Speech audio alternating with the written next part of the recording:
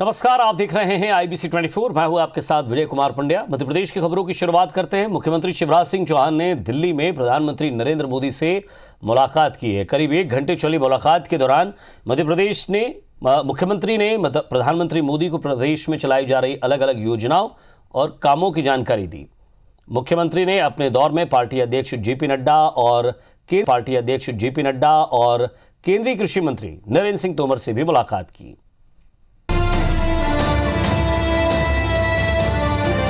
मध्य प्रदेश में उपचुनाव के नतीजों के बाद पहली बार मुख्यमंत्री शिवराज सिंह चौहान ने प्रधानमंत्री नरेंद्र मोदी से मुलाकात की। करीब घंटे भर चली मुलाकात के दौरान शिवराज ने प्रधानमंत्री को आत्मनिर्भर मध्य प्रदेश का रोड मैप सौंपा। साथ ही बालाघाट क्षेत्र में नक्सलियों के खिलाफ की गई कार्रवाई की जानकारी दी। उन्होंने ये भी बताया कि कोरोना काल के दौरान राज्य में आर्थिक गतिविधियों को किस तरह बढ़ाने की कोशिश की जा रही है। मुख्यमंत्री ने प्रधानमंत्री से मध्य प्रदेश से अर्थव्यवस्था के लिए GDP का 1% लोन की अनुमति का आग्रह किया। मुख्यमंत्री ने केंद्रीय कृषि मंत्री नरेंद्र सिंह तोमर और पार्टी अध्यक्ष जेपी नड्डा से भी मुलाकात की। मध्य प्रदेश में जो अतिवृष्टि और कीट व्याधि के कारण फसलों को नुकसान हुआ, उस पर भी चर्चा करके मैंने मध्य प्रदेश को और सहायता दी जाए इसका आग्रह किया। जो केंद्र की योजनाएं हैं वो जैसी चल रही है, क्योंकि मध्य प्रदेश बहुत अच्छा परफॉर्म कर रहा है। प्रधानमंत्री स्वनिधि योजना, स्ट्रीट वेंडर जैसी योजना हो, एग्रो इंफ्रास्ट्रक्चर फंड हो उसका उपयोग हो, FPOs बनाना हो, महिला सेल्फ हेल्प ग्रुप का सशक्तिकरण हो, उसमें काफ़ी अच्छा काम चौतरफा मध्य प्रदेश में चल रहा है। उसके बारे में भी हम लोगों ने विस्तार से चर्चा की।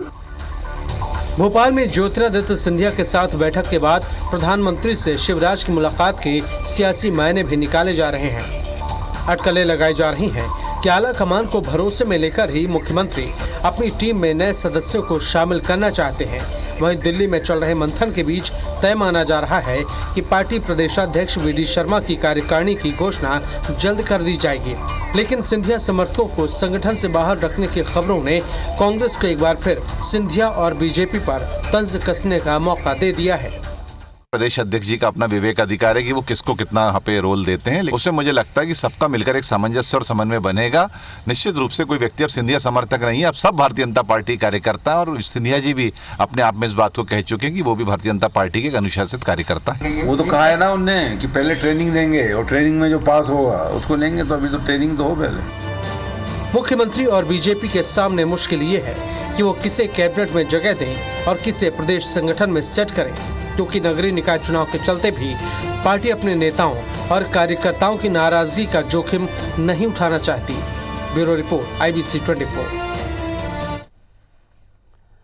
लव जिहाद को रोकने के लिए मध्य प्रदेश में बनने जा रहे कानून पर कांग्रेस के राज्यसभा सांसद विवेक तन्खा ने बड़ा बयान दिया है।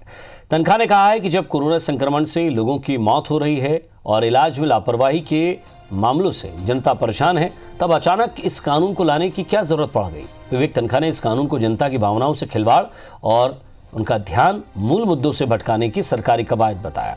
तन्खा ने कहा कि एक तरह से ये कानून महिला सशक्तिकरण के भी खिलाफ है, जिसे अपना जीवन साथी चुनने की पूरी आज़ादी होनी चाहिए। उन्होंने कहा कि महिलाओं की इच्छा के खिलाफ शादी होने पर पहले ही कानून है। ऐसे में लव जिहाद रोकने के नाम पर सरकार सिर्फ ध्यान भटकाने की राजनीति कर रही है।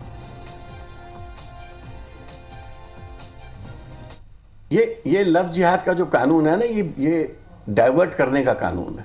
मतलब लोगों का अटेंशन डाइवर्ट करो। कोविड में तो इस वक्त कोविड फैला हुआ है, लोगों की डेथ्स हो रही हैं, मिसमैनेजमेंट अस्पतालों में रहा है कितना। आप ये सब छोड़ के लव जिहाद में लगे हो। आप क्या लोगों की फीलिंग के साथ मजाक कर रहे हो? इंदौर में भाजपा विधायक आकाश विजयवर्गीय ने शिक्षकों को लेकर विवादित बयान दिया है। उन्होंने कहा है कि सरकार शिक्षकों को 40 से 50 हजार रुपए वेतन देती है, लेकिन शिक्षक मट्ठेगिरी करते हैं। ध्यान नहीं देने से सरकारी शिक्षा व्यवस्था ध्वस्त हो गई है। यदि व्यवस्था पर ध्यान दिया जाए तो सरकारी स्कूल भी आदर्श बन जाएंगे। इसके अलावा विजयवर्गीय ने ठेकेदार और शिक्षा अधिकारियों को भी फटकार लगाते हुए बेहतर कार्य करने की हिदायत दी। उन्होंने ये बातें CRP लाइन बालिका सरकारी स्कूल की नई इमारत के भूमि पूजन के अवसर पर कही। हालांकि कार्यक्रम के बाद संभलते हुए कहा कि भाजपा सरकार आने के बाद शिक्षक काम पर ध्यान देने लगे। तो सरकार आपके टैक्स के पैसे से स्कूल चला रही है, वो खर्च करती है, खर्च बराबर होता है, मगर ध्यान नहीं देते हैं लोग। 40,000 जिस व्यक्ति को देते हैं वो ऐसे ही मट्ठेगिरी करता रहता है अगर उस पर ध्यान नहीं दिया जाए, जबकि 40,000 50,000 रुपए महीने की तनख्वाह मिलती है एक एक टीचर को स्कूल के सरकारी। पहले यूपी, फिर हैदराबाद और अब मध्य प्रदेश, जहां स्थानों और धार्मिक स्थलों के नाम बदलने को लेकर सियासत तेज होती जा रही है। एमपी के प्रोटेम स्पीकर रामेश्वर शर्मा ने ईदगाह हिल्स का नाम गुरु नानक टेकरी रखने का प्रस्ताव दिया तो कांग्रेस ने भी पलटवार करने में देर नहीं की। कांग्रेस का कहना है कि बीजेपी की तुष्टीकरण की राजनीति कब तक जारी रहेगी। अब बात जगह बदलने की हो या फिर नाम पर राजनीति की, लेकिन अब एमपी में एक टेकरी राजनीतिक टकराव का कारण जरूर बन गई है। गुरु नानक टेकरी के नाम से ही उसको पुकारा जाए। ईदगाह बाद में बनी होगी, पहले नहीं बनी। पहले तो गुरु नानक टेकरी थी, सत्य को स्वीकार करो। उत्तर प्रदेश के बाद अब मध्य प्रदेश में भी शहरों और स्थानों के नाम बदलने पर सियासत शुरू हो गई है। विधानसभा के प्रोटेम स्पीकर रामेश्वर शर्मा ने भोपाल की ईदगाह हिल्स का नाम बदलकर गुरु नानक टेकरी रखने की मांग की है। उन्होंने कहा है कि भारत भूमि की पृष्ठभूमि से जुड़े नाम से हमें कोई आपत्ति नहीं है, लेकिन औरंगजेब और होशंगशाह तो कलंक है। लुटेरों के नाम से शहरों को क्यों पुकारा जाए। मध्य प्रदेश में प्रोटेम स्पीकर ने भोपाल की ईदगाह हिल्स का नाम बदलकर गुरु नानक टेकरी करने की मांग के बाद एक बार फिर से नाम बदलने को लेकर सियासत गर्मा गई है। 500 साल पहले तो नहीं था, और भारत भ्रमण पर जब गुरु नानक निकले थे तो भोपाल वासियों का परम सौभाग्य, राजधानी वासियों का, राजा भोज के नगर का परम सौभाग्य कि गुरु नानक जैसे महापुरुष का जो है भारत भ्रमण के दौरान भोपाल का दर्शन, भोपाल में वो पधारे और भोपाल में उनकी चरण रज भी गिरी है। और इसलिए गुरु नानक टेकरी के नाम से ही उसको पुकारा जाए। ईदगाह बाद में बनी होगी, पहले नहीं बनी। पहले तो गुरु नानक टेकरी थी, सत्य को स्वीकार करो। किसी जिले या स्थान का नाम बदलने के लिए जनप्रतिनिधि अपील करते हैं, नगर निगम प्रस्ताव पारित करती है, इसे शासन कैबिनेट में मंजूरी देता है, फिर वो राज्यपाल को भेजा जाता है। राज्यपाल नाम बदलने की अधिसूचना गृह मंत्रालय को भेजते हैं। पर मौजूदा दौर में नाम बदलने के पीछे सियासी कारण ज्यादा हैं। प्रोटेम स्पीकर की मांग का बीजेपी समर्थन कर रही है तो कांग्रेस इसके पीछे सियासी कारण बता रही है। उनको ये भी नहीं पता कि होशंगाबाद संभाग का नाम पहले से ही नर्मदापुरम है। जानकारी कम है, किस तरह से खबरों में बने रहे। ये सरकार जो है शिवराज जी, ये भी इनको सीरियसली नहीं ले रही है। इनके कोई उस पर कोई रिएक्शन देती नहीं इनकी बातों में। और 15-20 दिन के बचे हैं, 28-29 तारीख को दूसरा स्पीकर आ जाएगा, ये क्वारंटाइन हो जाएंगे। तो हम भी इनकी बात को सीरियस नहीं लेते। जहाँ तक नाम परिवर्तन करने वाली बात है ईदगाह हिल्स का, तो समाज के अंदर से कोई बात उठती है, शासन में कोई प्रस्ताव आता है तो शासन उस पर विचार करेगा। अगर पूरा कहीं नाम बदलने से अगर उसके अंदर अच्छी भावना जाती है तो वो नाम परिवर्तित करेंगे। किसी का पेट दुखेगा, हमसे इसको कोई आपत्ति नहीं। अगर किसी को आपत्ति है तो नियम अनुसार विधि सम्मत आपत्ति दर्ज करवाए। बीते दिनों हैदराबाद में निकाय चुनाव के दौरान यूपी के सीएम योगी आदित्यनाथ ने हैदराबाद की जगह भाग्यनगर करने का ऐलान किया था। इससे पहले उत्तर प्रदेश सरकार कई स्टेशन, सड़क और शहरों का नाम बदल चुकी है, जिसको लेकर सियासत भी तेज हुई और सियासी फायदा भी मिला। विलियम शेक्सपियर ने कहा था, नाम में क्या रखा है, पर बदलते वक्त में नाम अब आस्था और सियासत का केंद्र हो गया है। देखना होगा मध्य प्रदेश में नाम बदलने की उठ रही मांग का सियासी भविष्य पर क्या असर होगा। सुधीर दंडोतिया, IBC 24, भोपाल। अयोध्या में किए जा रहे भव्य राम मंदिर निर्माण के लिए मध्य प्रदेश के राष्ट्रीय स्वयंसेवक संघ की ओर से विशेष अभियान चलाया जा रहा है। संघ ये अभियान अपने अनुषंगिक संगठनों के सहयोग से 15 जनवरी से 27 फरवरी तक पूरे प्रदेश में एक साथ चलाया जाएगा। अभियान चलाने का उद्देश्य लोगों में सहयोग राशि एकत्रित करने के साथ राम मंदिर निर्माण के संघर्ष की गाथा से अवगत कराना है। संघ लोगों को ये बताने का प्रयास कर रहा है कि मंदिर निर्माण के लिए कितना संघर्ष करना पड़ा।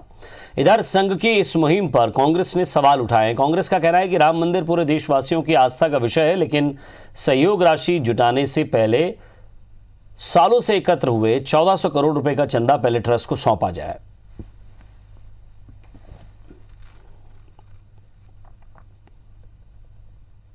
ये जो राम मंदिर है वस्तुतः राष्ट्र मंदिर का निर्माण हो रहा है। मंदिर के निमित्त पूरे देश के अंदर इस प्रकार का भाव जागृत होगा कि हमारा जो दायित्व है वो बहुत बड़ा दायित्व है और हम विश्व कल्याणक संतति हैं और वैसा हमको सबको अपने आप को करना होगा। कोर्ट के माननीय न्यायालय के आदेश से रास्ता प्रशस्त हुआ। राम भगवान के प्रति पूरे देश की अगाध आस्था है और क्या कांग्रेस का, क्या हिंदू, क्या सिख, क्या ईसाई, क्या जैन, क्या मुसलमान, सब लोगों ने इसमें अपना अपना योगदान दिया, चंदा दिया है।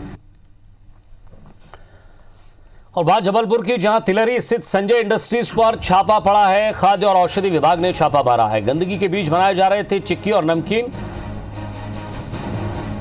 तो अखाद्य रंगों के इस्तेमाल का यहां आरोप लगा है। कार्रवाई की गई है। फैक्ट्री को सील कर दिया गया है। एफआईआर भी दर्ज कराई गई है। तो दूसरी फैक्ट्री से 150 लीटर खराब तेल, बेसन मिला है। खाद्य सामान नष्ट करवाकर फैक्ट्री सील की गई है। विजेंद्र पांडे हमारे संवाददाता हमारे साथ जुड़ गए। विजेंद्र, नमकीन और चिक्की की जो ये फैक्ट्री थी, बताया जा रहा है कि यहाँ बेकार रंगों का इस्तेमाल हो रहा था उसमें, और दूसरी एक फैक्ट्री से बेकार तेल जो इस्तेमाल किया जा रहा था वो भी जब्त किया गया है। जी हाँ विजय, बड़े पैमाने पर जबलपुर में जिला प्रशासन लगातार मिलावटखोरों पर कार्रवाई कर रहा है और इसी कवायद में आज फिर एक बड़े पैमाने पर कार्रवाई की गई। खाद्य एवं औषधि प्रशासन की टीम ने शहर में कई स्थानों पर आज कार्रवाई की है एक ही दिन में। और आज जबलपुर के तिलहरी इलाके में स्थित संजय इंडस्ट्री में छापामार कार्रवाई की गई और वहां पर गुड़ की चिक्की और नमकीन बनाने की फैक्ट्री संचालित की जा रही थी। लेकिन वहां जब खाद्य विभाग की टीम ने जांच की तो पाया कि अखाद्य रंगों का, यानी मिलावटी रंगों का इस्तेमाल उसमें किया जा रहा था और साथ ही साथ जमीन पर गंदगी के बीच खाद्य पदार्थ बनाए जा रहे थे। तो ऐसे में न सिर्फ संजय इंडस्ट्रीज को सील कर दिया गया है बल्कि तो संचालक के खिलाफ एक एफआईआर भी लॉन्च की गई है। साथ ही साथ एक दूसरी नमकीन फैक्ट्री पर भी छापामार कार्रवाई की गई। इसमें 150 लीटर के आसपास अखाद्य और मिलावटी खाद्य तेल खराब बरामद हुआ। उसके साथ साथ खराब स्थिति में बेसन और चिप्स भी बरामद हुआ। उससे भी निष्ठीकरण की कार्रवाई को अंजाम दिया गया है और साथ ही साथ इस मामले पर भी एफआईआर के साथ क्लोजर की कार्रवाई की गई है, सील करने की कार्रवाई को अंजाम दिया गया है। तो एक बड़े पैमाने पर खाद्य औषधि विभाग की कार्रवाई को आज जबलपुर में अंजाम दिया गया और अधिकारियों का दावा है कि लगातार ऐसी कार्रवाइयां मिलावटखोरों के खिलाफ जबलपुर में जारी रहेंगी। विजय, तो तस्वीरें आप देख रहे हैं। विजेंद्र, और भी ऐसी कई खाद्य फैक्ट्रियां होंगी या इलाके होंगे जहां पुलिस टीम छापेमार कार्रवाई करेगी या योजना बना रही होगी, क्योंकि लंबे समय से इस तरह की शिकायतें जबलपुर से आ रही हैं। बेशक लगातार शिकायतें इस तरह की प्रशासन को मिलती रही हैं। इससे पहले भी जबलपुर में बड़े पैमाने पर नकली और सिंथेटिक खासतौर पर दूध, पनीर, मावा बनाने की शिकायतों पर प्रशासन की ओर से कार्रवाई की गई है। यही वजह है कि न सिर्फ इस तरह की छापामार कार्रवाई की जा रही है विजय, लेकिन उसके अलावा मोबाइल लेबोरेटरी की भी स्थापना एक तरह से की गई है और चलती गाड़ियों में तत्काल ऑन स्पॉट सैंपल लिए जाते हैं और रिपोर्ट दी जाती है। इसी कवायद में आज भी मोबाइल लेबोरेटरी के जरिए भी कार्रवाइयों का अंजाम दिया गया है। इसमें खाद्य पदार्थों की 20 दुकानों पर भी आज ऑन स्पॉट सैंपलिंग की गई। उसमें से 20 में से 2 सैंपल फेल हुए और ऐसे दुकानदारों को खिलाफ नोटिस भी खाद्य विभाग की ओर से जारी किए गए हैं। तो लगातार एक तरफ मिलावटखोर हैं वो जनता की सेहत से खिलवाड़ कर रहे हैं, लेकिन इस बीच जो राज्य सरकार से निर्देश मिले उसके मद्देनजर लगातार खाद्य एवं औषधि प्रशासन की ओर से कार्रवाइयों को अंजाम दिया जा रहा है, जिसमें न सिर्फ ऑन स्पॉट सैंपलिंग और कार्रवाई की जा रही है बल्कि इस तरह से छापामार कार्रवाइयों को अंजाम दिया जा रहा है। आज भी ऐसी ही तमाम बड़ी कार्रवाइयों को अंजाम दिया गया, जिसमें 2 फैक्ट्रीज को सील करके उनके खिलाफ एफआईआर भी लॉन्च की गई है और अधिकारियों का ऐसा दावा है कि इन कार्रवाइयों को लगातार आगे भी जारी रखा जाए। विजय, शुक्रिया विजेंद्र, नजर बनाए रखिएगा, आगे भी आपसे अपडेट लेते रहेंगे।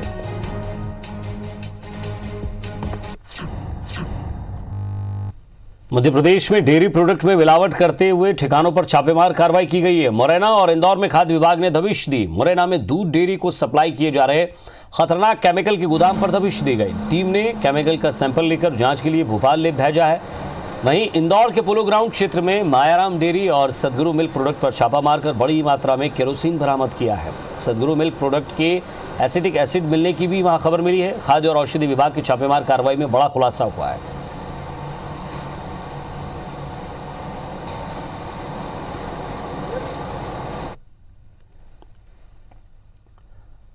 और इंदौर पुलिस लगातार गुंडे बदमाशों पर कार्रवाई कर रही है। एंटी माफिया अभियान के तहत ये कार्रवाई अब पूरे इंदौर संभाग में की जाएगी। आईजी योगेश देशमुख ने पूरे संभाग में पुलिस अधिकारियों को निर्देश दिए हैं कि वो अपने अपने क्षेत्र के गुंडों की लिस्ट बनाएं और उसी के तहत पूरे क्षेत्र में कार्रवाई की जाए। पुलिस और प्रशासन अब तक 1 दर्जन से ज्यादा अतिक्रमण पर बुलडोजर चलाकर उन्हें धराशायी कर चुका है। अब इंदौर संभाग के खरगोन, खंडवा और बुरहानपुर में भी एंटी माफिया मुहिम के तहत अतिक्रमण की कार्रवाई की जाएगी। बहुत सख्ती बरती जा रही है। ऐसे गुंडे तत्वों पर जो समझते हो कि वो दहशत फैला सकते हैं, उन पर निरंतर कार्रवाइयाँ पूरे जोन में और विशेषकर इंदौर में जारी है। निर्देश साफ हैं कि किसी भी स्थिति में गुंडों की गुंडागर्दी को पनपने न दिया जाए। एमपी में कोरोना के आज 1357 नए मरीज मिले हैं। एमपी में अब तक 2,07,485 लोग संक्रमित हुए हैं। एमपी में एक्टिव मरीजों की संख्या 14,435 है। वहीं एमपी में आज कोरोना से 10 मरीजों की मौत हुई है। अब तक 3,270 लोगों की मौत हो चुकी है। आज 1,683 मरीज डिस्चार्ज किए गए हैं और अब तक 1,89,780 मरीज ठीक भी हुए हैं।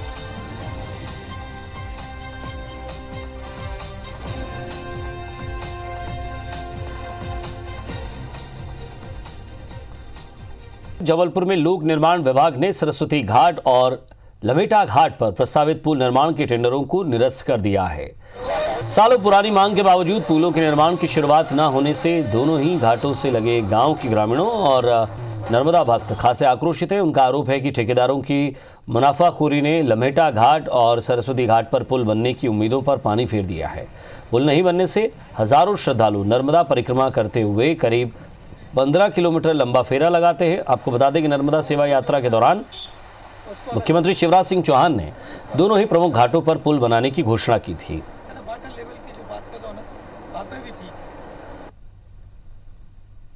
टेंडर हो गए, टेंडर पास हो गया तो अब भोपाल वाले ने इस बात पर टेंडर कैंसिल कर दिया कि वो ज़्यादा में चला गया।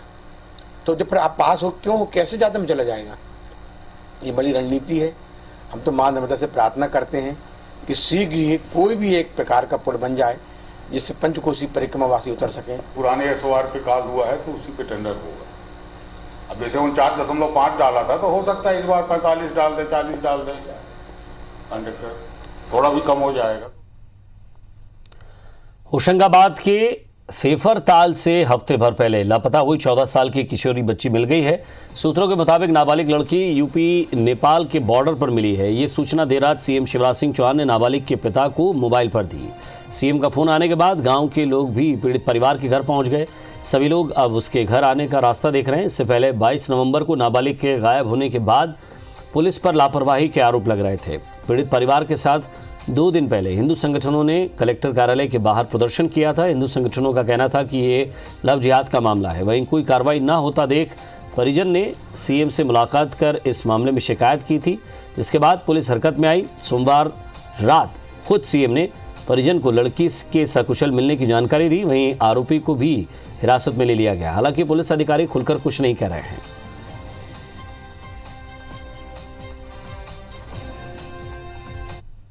बाईस तारीख को बच्ची गुम हुई थी सर। तो क्या हम थाने में गए थे, थाने में कोई सुनवाई नहीं हुई, तो परसों को रोज सीएम साहब के पास गए थे। सीएम साहब ने खुद फोन पे बात की? सीएम साहब ने खुद फोन पे बात की। क्या बातचीत हुई आप? उन्होंने कहा आपकी बच्ची मिल चुकी है और आज शाम तक आने की उम्मीद है। उनका धन्यवाद करता हूँ। प्रकरण दर्ज हुआ था जिसमें एक नाबालिग बच्ची के अपहरण का मामला था। उस अपहरण के मामले के इन्वेस्टिगेशन के दौरान पुलिस ने अपहृत बच्ची की बरामदगी कर ली है। अभी इस मामले में फर्दर इन्वेस्टिगेशन जारी है। मुरैना के दिमनी थाना क्षेत्र स्थित बरैथा गांव के कृष्ण मंदिर से देर रात अज्ञात चोरों ने कृष्ण भगवान की मूर्ति यहां चुरा ली है। मंदिर के पुजारी एक सत्संग से लौटे और सुबह देखा तो मूर्ति मंदिर में नहीं थी। पुजारी की माने तो लगभग 300 साल से भी ज़्यादा पुरानी वो मूर्ति थी। जिले में मंदिरों से मूर्ति चोरी होने की हाल ही में ये दूसरी घटना है। इससे पहले भी मूर्ति चोरी की कई घटनाएं सामने आ चुकी हैं। आपको बता दें कि पहले भी मुरैना जिले में पुरानी और ऐतिहासिक मूर्तियां चुराकर विदेशों में बेचे जाने की घटनाएं सामने आ चुकी हैं। भगवान कृष्ण की मूर्ति चोरी के मामले में पुजारी की शिकायत पर दिमनी थाना पुलिस ने मामला दर्ज कर चोरों की तलाश शुरू कर दी है। सवेरे जब पूजा के लिए गया तो ठाकुर जी वहाँ नहीं पाए। जब मुझे मालूम पड़ी, जब मैंने गांव वालों को अथवा थाने के लिए सभी के लिए इतला की गई है। वो करीबन 300 साल पुरानी मूर्ति थी। पास में ही रामायण चल रही थी, वहाँ से उसने एक लकड़ी तोड़ी थी, तो संभवतः वहीं का संदेही का ज्ञात हुआ है। इसमें कोई बाहरी गैंग का इन्वॉल्वमेंट अभी तक अनुसंधान में पता नहीं लगा है। उसके लिए पूछताछ करके शीघ्र इसका निराकरण कर लेंगे। खरगोन जिले में 253 अस्थायी स्वास्थ्य कर्मचारियों की सेवाएं समाप्त कर दी गई हैं, जिसके विरोध में कोविड-19 वार्ड के स्वास्थ्य अधिकारियों ने जिला अस्पताल के बाहर जमकर नारेबाजी कर विरोध जताया। ये कर्मचारी civil surgeon doctor R K. Joshi के निवास पर भी विरोध दर्ज कराने पहुंचे। इनकी सेवा खत्म करने से कोविड-19 सहित फीवर क्लिनिक की व्यवस्था चरमरा गई है। कर्मचारी अपना विरोध जताने के लिए सीएमएचओ कार्यालय भी पहुंचे। कर्मचारियों ने सरकार पर भी अपना गुस्सा निकाला है। कोरोना संक्रमण के बढ़ते मामलों के बीच इन लोगों ने मुख्यमंत्री शिवराज सिंह चौहान से वापस काम पर रखने की अपील की है। जो प्राइवेट वर्क करते थे, अच्छी तनख्वाह उठाते थे, वहाँ से 18,000 20,000, उनको सबको उन्होंने छोड़ छाड़ के यहाँ पर समाज सेवा करने के लिए आगे आए और ऐसी सिचुएशन में काम किया, पर फिर भी हमको ऐसा व्यवहार कर रहे हैं, हमको निकाल रहे हैं। मुख्यमंत्री जी से हम यही चाहते हैं कि हमें संविदा में संविलियन किया जाए या फिर हमको परमानेंट किया जाए। मेरे पास वो ज्ञापन देने आए थे, तो मैंने उनसे यही निवेदन किया कि अगर आपको कुछ लड़ाई लड़ना है या कोई ज्ञापन देना है या कोई सुझाव देना है तो आप सीएमओ को दो, क्योंकि सीएमओ ने आपके अपॉइंटमेंट ऑर्डर दिए हैं और सीएमओ ने आपको बाहर किया है, तो आपकी आवाज़ जो है शासन तक पहुंचे। और सख्त आदेश के बाद भी मध्य प्रदेश के कई शहरों में पटाखों पर प्रतिबंध न लगाए जाने के मामले पर सुनवाई करते हुए एनजीटी ने अपना फैसला सुरक्षित रख लिया है। दरअसल मामले को नेशनल ग्रीन ट्रिब्यूनल की प्रिंसिपल बेंच दिल्ली में चुनौती दी गई थी। सुनवाई के दौरान एनजीटी की बेंच ने ओपन कोर्ट में एक अहम टिप्पणी करते हुए कहा है कि पटाखों पर बैन का पालन करवाने की बजाय कुछ राज्यों में नेताओं ने लोगों को पटाखे फोड़ने के लिए खूब उकसाया। फिलहाल एनजीटी ने मामले पर अपना फैसला सुरक्षित रख लिया है, जिसे आज देर रात या कल तक सुनाया जा सकता है।